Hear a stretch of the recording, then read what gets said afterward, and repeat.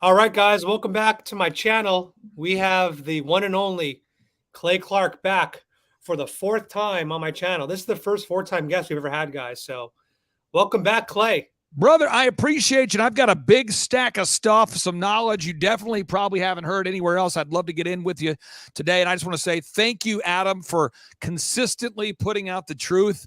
Thank you for investing in your listeners.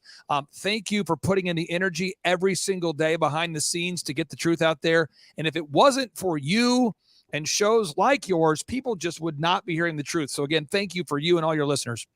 Absolutely, man. And thanks to you, too. I love the Reawaken America tour and everything you do. So appreciate I think I've told you this, but I'm going to say it here on the record, on the record. Any event you want to get out to, I'll be happy to get you a free backstage pass. Anytime you want to set up a media booth, I'll try to get as many of the speakers on your show as I can, because again, you have been in it since the very beginning, and I appreciate what you're doing. Very cool. So what's on the agenda today? I see you're not scared of monkeypox. Well, this is true. I think it's important we clarify that, because they're trying to push that agenda. Now, what we have here today is I've got a stack of stuff, and the stack of stuff, we're going to go through 15 items in 30 minutes. I think we can do it. The first is what I would call the Joe Biden red light special. And so much has been written about what Joe Biden said during his speech, where he had the red lights behind him, the up lights on the brick. But I'm going to play this audio, and I'd love to get your comments, Adam, on this particular audio clip of Joe Biden speaking to the American people. And again, this was a talk. Many people have seen it or have heard about it. But I just want to make sure we really listen to the words that Joe Biden said ourselves. Listen to this. Here we go.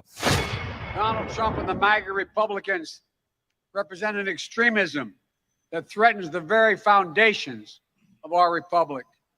Donald Trump and the MAGA Republicans. And that is a threat to this country. MAGA Republicans do not respect the Constitution. They do not believe in the rule of law. They do not recognize the will of the people. They promote authoritarian leaders, and they fan the flames of political violence that are a threat to our personal rights, to the pursuit of justice, to the rule of law, to the very soul of this country.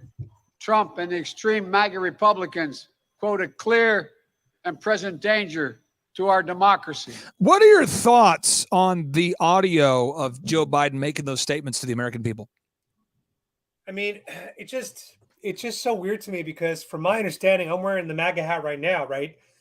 From my understanding, Make America Great Again just means things like strong borders, tough on crime, controlled inflation, controlled gas prices, pro-life.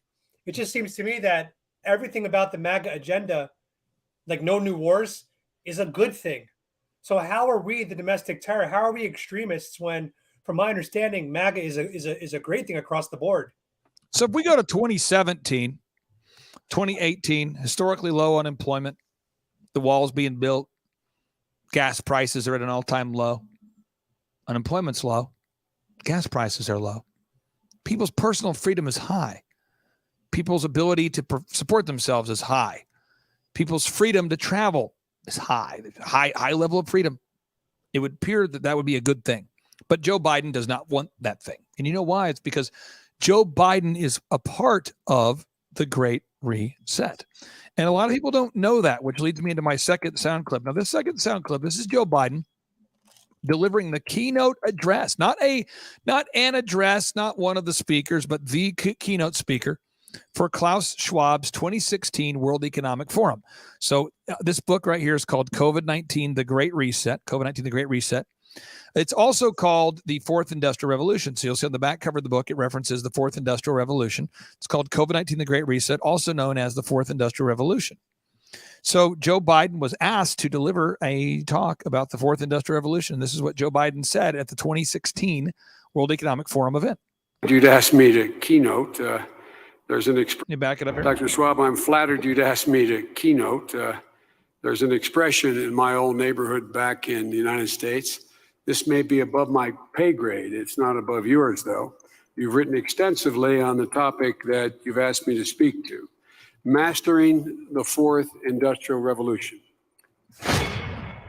See, the difference of this fourth industrial revolution is it doesn't change what you are doing. It changes you if you take a genetic editing. Okay, so I mean, the fourth industrial revolution is about changing you through gene editing. That's what Klaus Schwab just said. Just as an example, it's you who are changed. And of course, this has a big impact on your identity. So this is the fourth industrial revolution. How do you process the idea knowing that Joe Biden, the man currently referred to as the president of the United States, is or was the keynote speaker for Klaus Schwab? I mean, look, I didn't know that. This is new information for me, but I'm not surprised by this. I mean, this is the same guy that gave a eulogy for a former KKK member, Robert Byrd. So it just seems that Joe Biden has historically been on the wrong side of history.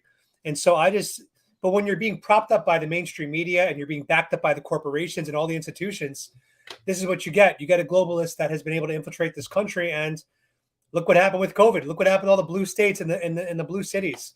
It's an absolute disgrace.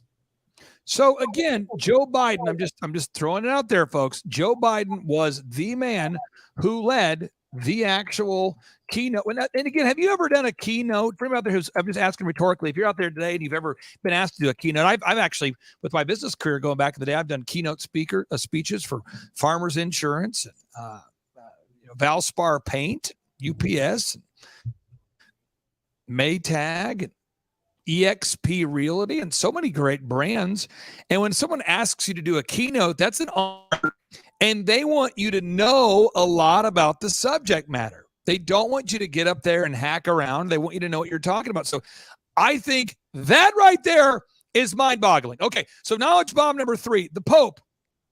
What does the Pope know that we don't know? I mean, I know the Pope. I don't want to hang out with the Pope. I don't want to shake the Pope's hand. I don't want to know this Pope. This is not the Pope that I want to hang out with. But the Pope right now, he seems to know something that we don't know specifically about the economic future of the world. This Pope, it seems as though this Pope is almost like a financial investment guru. There's something that this Pope knows that most people don't know. So I'm going to cue this audio clip here. And again, this is the Pope. I just ask everyone the question, what does the Pope know that we don't know? Listen to this audio here. This is breaking down the Pope's recent actions. There's many sources reporting on this, folks. This is just in from CNA, Catholic News Agency. Pope Francis instructs Vatican entities to move all funds to Vatican Bank by September 30th. Listen to this, folks. Pope Francis has ordered that the Holy See and connected entities move all financial assets to the Institute for Works of Religion, or the IOR, they call it, commonly known as the Vatican Bank. The Pope's rescript, issued on August 23rd, clarifies the interpretation of a paragraph in the new constitution of the Roman Curia, Praedicate Evangelium, proclamated in March. According to Francis' rescript, financial and liquid assets held in banks other than the IOR must be moved to the Vatican Bank within 30 days of September 1st, 2022. The IOR, based in Vatican City State, has 110 employees and 14,519 clients. As of 2021, it looked after 5.2 billion euros, equivalent of 5.6 billion of American dollars. So why is this Pope wanting everybody? Why is this Pope saying, and again, I'm not saying it, that the Pope is asking for money to be moved immediately? The Pope is saying that he right now wants the Vatican entities to move all of their funds to the Vatican Bank by September 30th of 2022. What does the Pope know that I don't know or that you don't know? What do you think? Well, I mean, I watch a lot of Tim Cast, and apparently people are dipping into their savings right now and their credit card to buy food, to buy groceries. I think that the dollar is heading towards some kind of collapse, or as some have predicted, maybe we really are moving towards a global digital currency, which I know that Joe Biden and his globalists might be pushing us towards. I mean, my big fear is that Bitcoin and all the other cryptos were just a test run to see how we use it and handle it before they actually unveil, some kind of digital currency. But this is bad. I mean, this is looking like they're all expecting the dollar to collapse even further than it already is. So let's go into this next knowledge bomb here. Now, again, I'm just trying to drop knowledge bombs. I'm trying to cite all my sources. Okay, folks, everything I'm saying tonight is going to be cited. It is cited. I'm putting the sound clips. I'm giving you things you can look up. So we're going to go ahead and I want everyone tonight to go to rumble.com and search for Executive Order 14067. Executive Order 14067 on rumble.com. And we're going to play an audio clip here. This is from Catherine Austin Fitts. You might have recognized her from the movie, the documentary called Planet Lockdown. She's an investment banker. She served underneath the George H.W. Bush administration. I'm not a big fan of George H.W. Bush. I'm just telling you the background. She served as a managing director of Dillon Reed & Co. She's an investment banker. So listen to her talk about Executive Order 14067. Listen to this, folks. Settlement. Here we go. Where were you on March 9th, 2022, when President Biden signed the death warrant on American freedom? On that day, in hush ceremony at the White House, without the approval of Congress, the states, or the American people, Biden signed into law Executive Order 14067. Buried in his order are a few paragraphs titled Section 4. The language in Section 4 makes Order 14067 the most treacherous act by a sitting president in the history of our republic. There are two videos I really want your audience to watch. One is a 56-second video of the BIS General Manager Augustine Carstens in October 2020 explaining that with CBDC, they will have central control to set the rules and enforce them centrally. All our analysis on CBDC, in particular for the use of general use, we tend to establish the equivalence with cash, and there is a huge difference there. For example, in cash, we don't know, for example, who's using a $100 bill today. We don't know who is using a 1,000 peso bill today.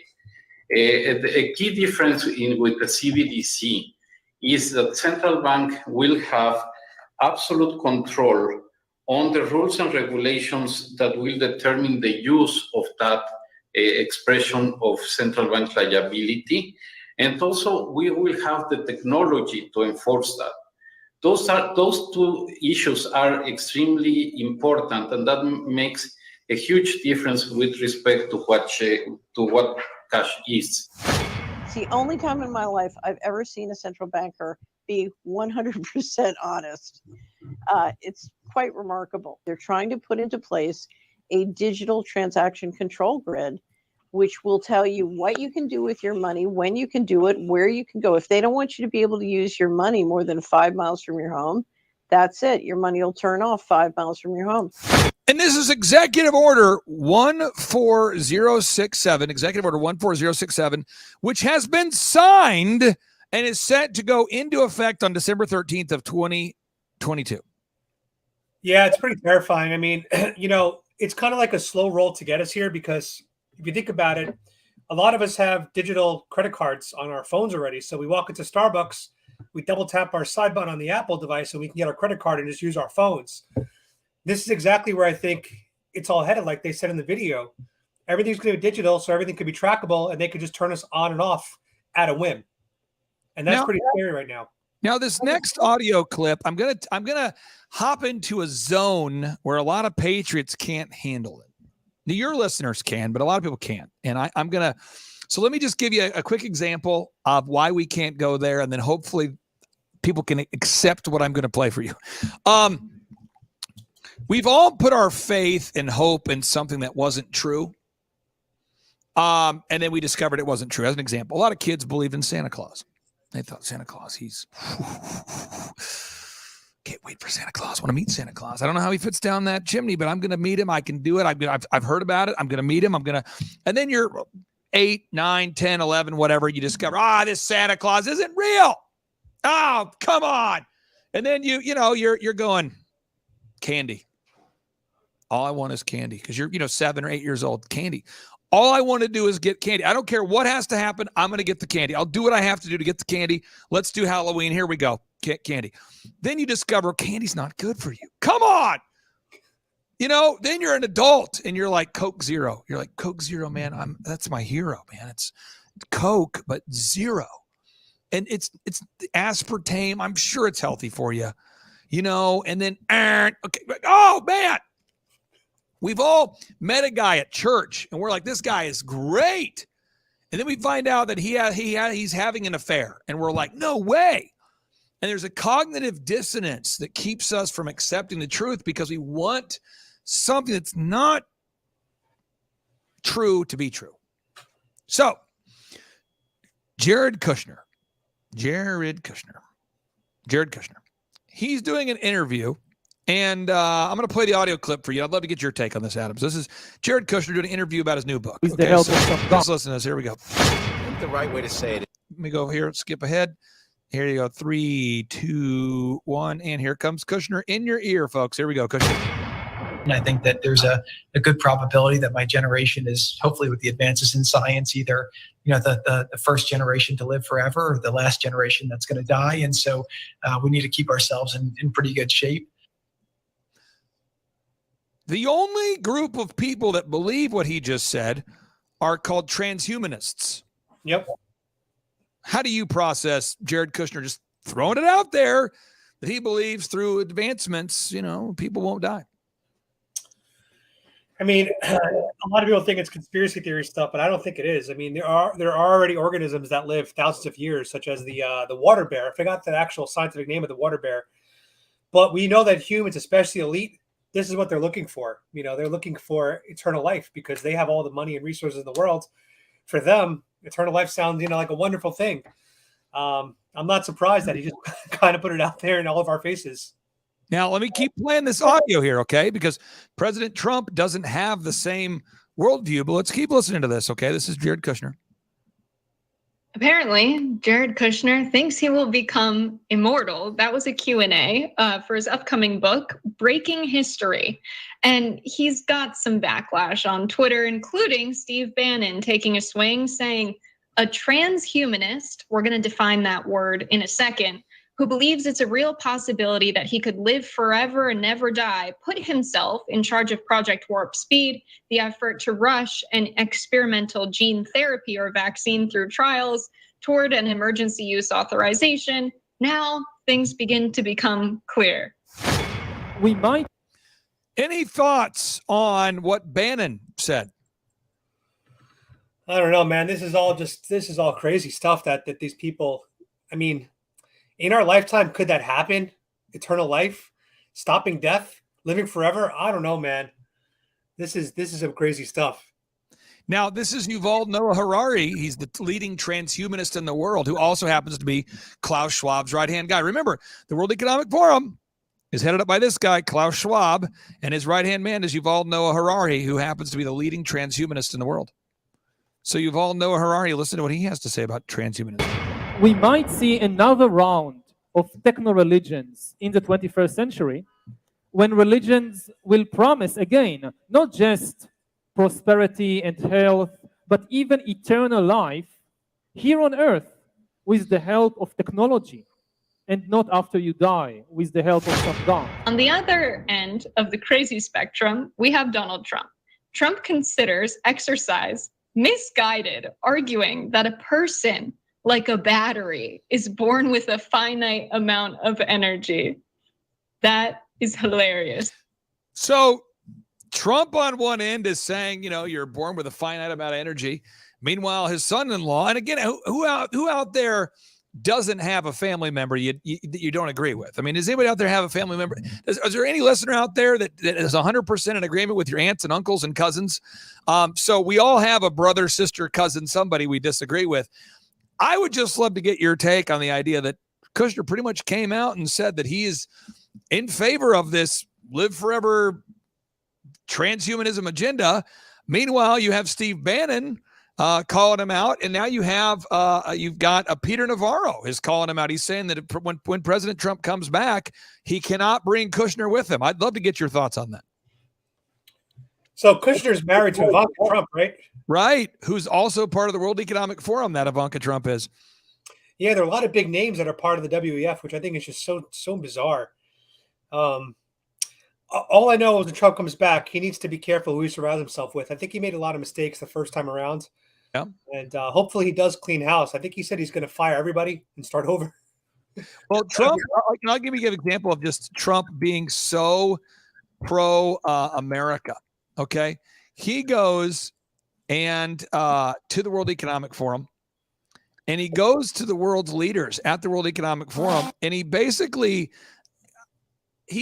equivalent of giving them the middle finger. I mean, he literally goes to the World Economic Forum and then tells them that he's not going to – you understand the word globalism is – the globalist movement has been launched by the World Economic Forum. So he goes to the globalist pep rally at the World Economic Forum in 2020 and essentially tells them, you guys are wrong and we're not going with it. America first. So listen to what Trump says. I mean, think about how ballsy that is. I mean, you're going into the World Economic Forum and you're pointing at, and everybody who's there is a globalist except for him. Listen to what he says. Prosperity is undeniable. America's newfound prosperity is undeniable, unprecedented, and unmatched anywhere in the world. America achieved this stunning turnaround not by making minor changes to a handful of policies, but by adopting a whole new approach centered entirely on the well-being of the American worker. Every decision we make on taxes, trade, regulation, energy, immigration, education, and more is focused on improving the lives of everyday Americans. We are determined to create the highest standard of living that anyone can imagine. And right now, that's what we're doing for our workers, the highest in the world. And we're determined to ensure that the working and middle class reap the largest gains. A nation's highest duty is to its own citizens. Honoring this truth is the only way to build faith and confidence in the market system. Only when governments put their own citizens first will people be fully invested in their national futures. So I want to make sure we get this. Trump is not a transhumanist. Trump is not a globalist, but it would appear as though his son-in-law is part of the transhumanism agenda. And this is a very odd spot to be in. I'm sure he'll figure it out, but I just want to point out right now, folks, we need to use some discernment and we need to be aware of who's leading the transhumanism movement. And that would be Yuval Noah Harari. That would be Ray Kurzweil. So let me just play some audio to you here real quick. This is Stephen Sue, one of the leaders of the transhumanism movement. Listen to what he says here. I think the right way to say it is that sex is for recreation and science is for procreation. 50 years from now, people may say, like, I can't believe this barbaric people in the early 21st century, they were having kids this crazy old-fashioned way. They were just like rolling the dice with their kids' lives. This is the kind of mindset these people have. So again, wow. So I'm sure there's going to be some interesting conversations in the Trump household after some. And again, Jared's saying these things out loud during his recent book tour interviews. So we'll see what that's all about. But I just want to give people some solutions tonight, Adam, and some really good practical tools here. First off, I get asked probably, our team gets asked probably 50 times a day. People say, I'm looking for a job that does not require the RNA modifying nanotechnology shots. So we've put together a network of thousands of jobs. You can sign up for free if you at timetofreeamerica.com right now. If you're looking to find jobs that do not require the COVID-19 shots, timetofreeamerica.com. 2, if you're an employer and you're looking to find people that don't require, and you don't require the COVID-19 shots, you can list your business for free at timetofreeamerica.com. You got a button there, the white button to the right. Second is if you're looking for a COVID-19 vaccine religious exemption. Adam, last time I was on with you, I did not have a network of pastors, but now we do have the network set up. So if you go to timetofreeamerica.com and you request a COVID-19 vaccine religious exemption, there's a network of pastors right there that are willing to treat you. So you just click that button and scroll down a little bit there, and you can see the little form there. And we have now that the pastors on the network, they have now provided over 75,000 COVID-19 vaccine religious exemptions. So you can get those. Third, if you want to know about the Great Reset and the Great Reawakening, you just want to know what's going on, you can download the book called The Great Reawakening versus the Great Reset. You can download that book for free right now by going to timetofreeamerica.com. That's timetofreeamerica.com. I'll pull up the book for your listeners here. We can grab it here. This is the book here. You can download this for free. The Great Reset versus the Great Reawakening. You can download it for free at timetofreeamerica.com. Next, if you want to download the documentary for free, The Great Reawakening versus the Great Reset, you can get that for free at timetofreeamerica.com. And finally, right now, Adam, the energy right now behind the Reawaken America Tour is next level. We're having one person request a ticket every 30 seconds to the Washington-Idaho border event featuring Eric Trump, General Flynn, Kash Patel, Mike Lindell, Dr. Sherry Tenpenny. I mean, the tour, we've had Jim Caviezel, Dr. McCullough. The lineup of speakers is incredible, and it grows every single day. And if you want to request a ticket, I mean, we've had Dr. Dave Martin, Robert F. Kennedy Jr., Owen Schroyer, Chad Prather, Mel Kay, Charlie Kirk, Jonathan Isaac, the NBA player that won't kneel, Pastor Mark Burns, Roger Stone. They're all there. Ian Smith, Gene Ho, Scott McKay, Amanda Grace, Julie Green. And you can get all those right now. You can get those tickets tonight by going to timetofreeamerica.com. We have 477 tickets left for the Reawaken America Tour event coming to, this will be the September 16th and 17th, Washington-Idaho border right there, State Line Speedway. And then we're going to Manheim, Pennsylvania in October. So the momentum is incredible. This event right here in Washington, Idaho is shaping up to be one of the biggest events we've ever done. And Adam, it's because people want to save this country. They know America's worth fighting for, and we want to make America great again.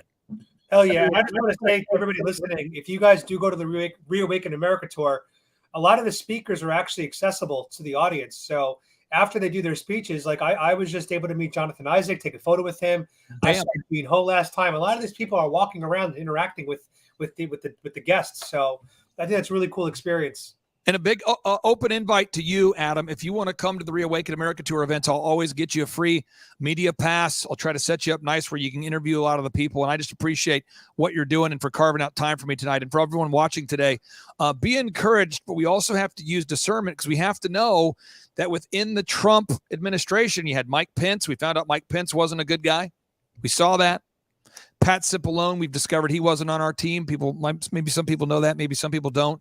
Fauci obviously was appointed. Trump did not elect Fauci. I mean, Fauci'd been there for decades.